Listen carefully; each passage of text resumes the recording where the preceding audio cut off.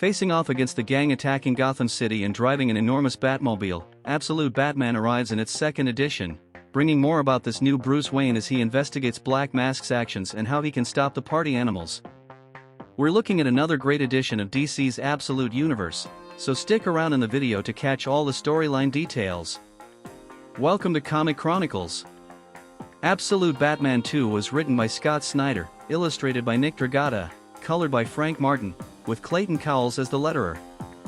This new edition continues the events of the first story arc called The Zoo, delving into Bruce's past, exploring more of the consequences he faced after losing his father and simultaneously his battle against Black Mask's gang.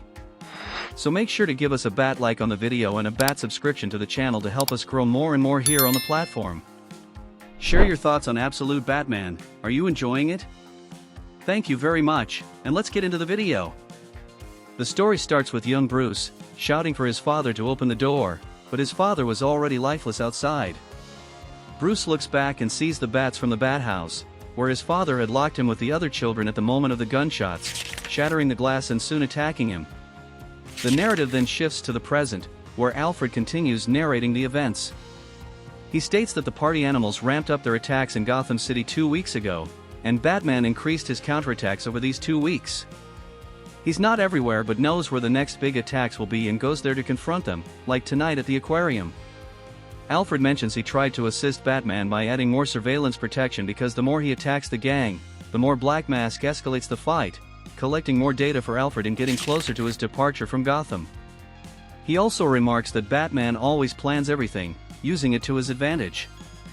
He's a fighter who knows the terrain and uses this as leverage. Batman throws a chemically concentrated version of vinegar to turn the saltwater into hydrochloric acid, forcing the party animals to flee the aquarium and run into the police waiting at the door to arrest them. Alfred also narrates that Batman has numerous hideouts across the city. He doesn't have just one, but many caves.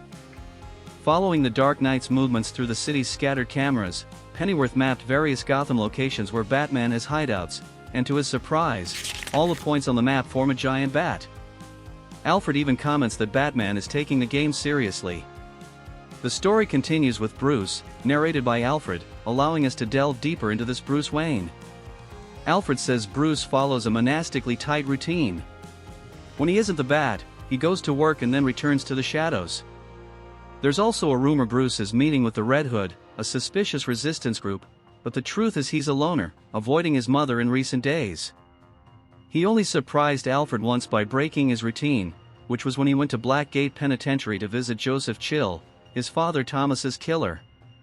Alfred shares that his handler suggested doubling the protections with Batman, but Agent Pennyworth considers telling his superior that Batman actually helped him in his mission, so he removed the protections. Soon after, the party animals found his hideout atop vacant buildings, but when the gang arrived, an explosion ensued, and they fled. Outside, the fire took the shape of Batman's mask, somewhat indicating he has eyes on everything. He's always one long advance forward. He's Batman AF. The story then cuts to Mayor Gordon, recuperating in the hospital. Gordon sees on the news that former Mayor Hill wants to run for mayor again, saying that during Gordon's tenure, the city had to resort to Batman's help, who is a criminal. Barbara is with her father in the room when Bullock arrives, saying he will focus efforts on arresting Batman as quickly as possible. Barbara is annoyed by Bullock's attitude and opposes him, asserting that the police should be targeting the party animals.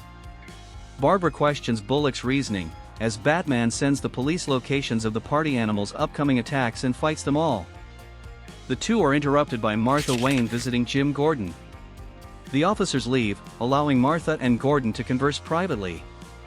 Martha comments on how much she misses Thomas, even suggesting he probably would have liked Batman. Gordon, concerned about his position, laments that his mayorship isn't going well. Talking with Martha, he recalls the day Thomas Wayne lost his life and found Bruce in the bat house. He even recounts that he only found Bruce because he heard the boy's cries while being swarmed by bats. The mayor asks Martha how Bruce is, and she responds that she doesn't know because he hasn't opened up to her since the incident. It's as if she doesn't know him anymore. Soon, more flashback scenes appear, where Martha tells Bruce that his friends are worried about him, but he doesn't want to talk to anyone. Little Wayne looks at his first-place medal from the science fair that awarded his class the zoo trip that ended his father's life, and hurls it away in anger.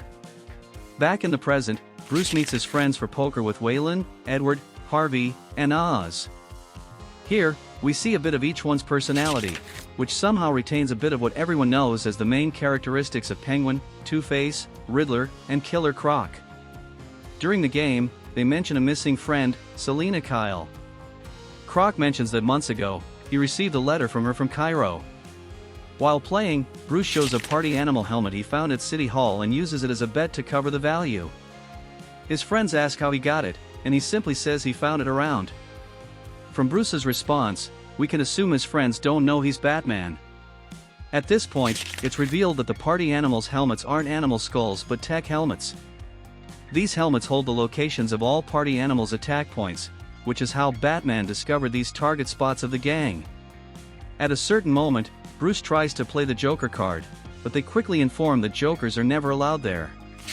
I must admit I wondered if the Joker, the wealthy guy who traveled the world seeking training and took the lives of his masters, would be an acquaintance of theirs. Perhaps they met at some point. We'll have to wait for the upcoming editions, but I'm excited to see if that's the case or if it'd just be a foreshadowing of the villain yet to appear.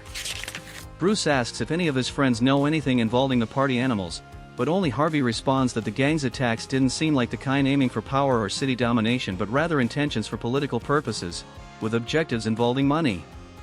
Among the rumors, former Mayor Hill's campaign was rumored to be gaining a strong financier, someone they called Golden Chest.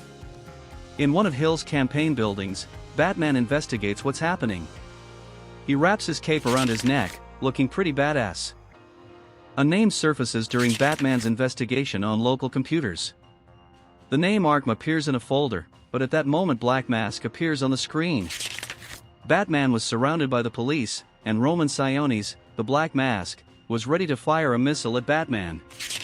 The caped crusader manages to escape and encounters Alfred there to help him talk, but they needed to head to a safe place. Alfred asks if Batman has a car, and the Dark Knight responds, saying they're already in it. Soon, the massive Batmobile appears, resembling a mining truck, destroying all police cars in its path. The edition ends with another flashback from Bruce's childhood when Selina Kyle appears at his window, holding the medal he threw away, inviting him to go out with her. This is the second edition of Absolute Batman. It's interesting that Alfred is the narrator, providing his perspective on Batman, who he is, everything he does, and his battle against the party animals. In the edition, it's discussed that Batman's actions intensify the party animals' attacks, leading the police to want to arrest him. Essentially, it's as if Batman's presence is harmful to this Gotham.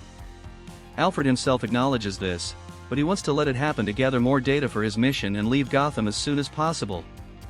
Though the cover of the second edition suggests a confrontation between Batman and Alfred, it actually shows Alfred merely observing the Bat's actions and even wanting to help a bit. Speaking of the cover of the second edition, it's truly incredible. The art by Dragotta shows that Batman Year One was a significant inspiration here to compose the entire art. Not only the cover but the edition as a whole deserves praise. The art is a major highlight of this comic. I'd also like to comment on the scene where the building catches fire, forming Batman's mask image. It was something intriguing, and through Scott Snyder's writing, Absolute Batman is that much more badass version of the Dark Knight. One last detail, even though his mother is still alive, Bruce is still filled with anger, causing him to avoid her. Thus, you can see that this Bruce is also that intense guy in fighting crime, isolating himself from those closest to him. Despite this review containing spoilers for the edition, I still recommend you read the comic somehow, so you can draw your conclusions and share your thoughts in the comments. To learn more about Batman and his entire comic mythology, use our affiliate link in the video description to get the Kindle edition of Absolute Batman. That way, you support our work without paying anything extra. Thank you so much for all your support. Now, I want to hear your opinion. Did you enjoy Absolute Batman number 2? Are you liking how this new Batman is being explored in the stories?